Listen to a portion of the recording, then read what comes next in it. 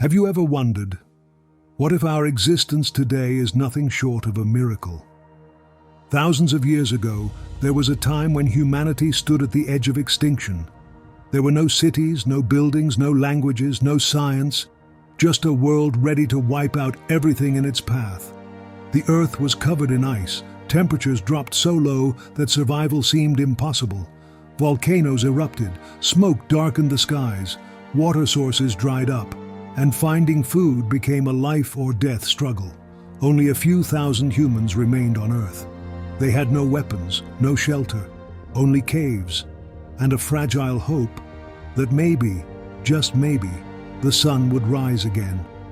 But those weak, frightened people had something powerful inside them, courage. They refused to give up. They learned to make fire. They shaped stones into tools. They hunted together, shared whatever they found, and slowly began to survive. At night, they looked up at the stars. They told stories to their children. They buried their loved ones with care, believing in a world beyond this one. This was not just survival. This was the rebirth of humanity. From those small groups came the foundations of everything we know today. That time may seem primitive, but in truth, it was the moment when humans discovered their strength, their intelligence, and their purpose.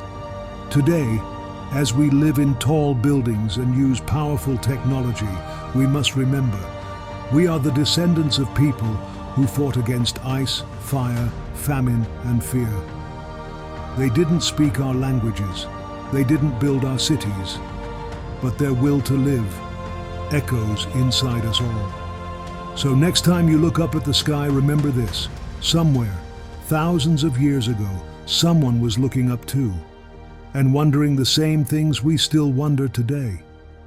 Who are we? Why are we here?